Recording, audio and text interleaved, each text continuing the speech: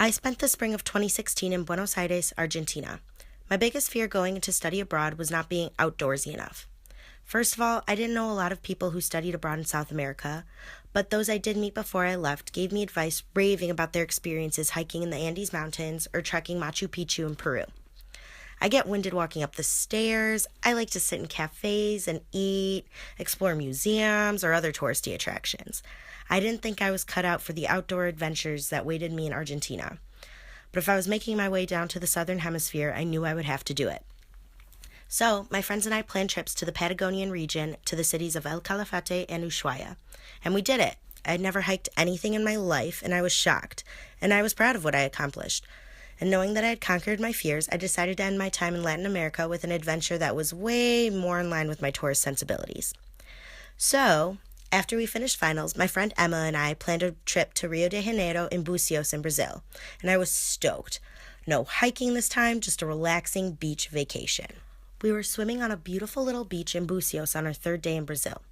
One of the people from our hostel had recommended this beach because there are sea turtles floating around close to the shore. Emma and I were on cloud 9. The sun was shining, the water was the perfect temperature, and we were floating around looking for the sea turtles.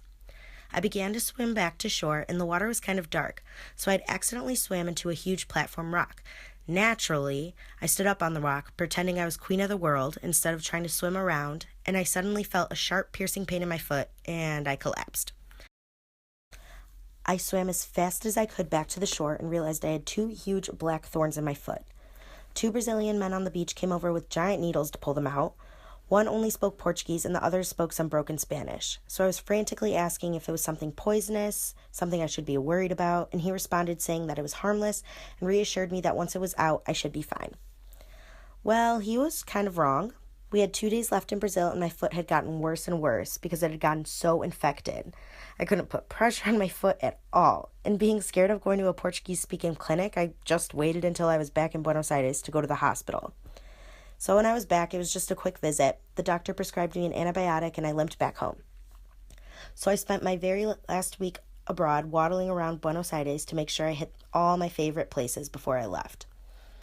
So, at the end of my 5 months, I had hiked El Chaltén to see the peak of Mount Fitzroy, trekked through the tropical forest of Iguazu, and ran across the salt flats of Jujuy, basically conquering all the adventures I was scared to do.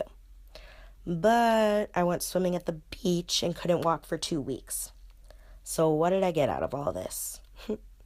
Studying abroad is full of unexpected moments. You may have preconceived notions about what you will find in your host country or what you're capable of achieving, but you should never let that limit yourself.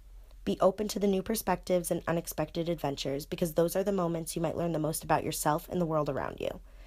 And never climb on rocks at the beach.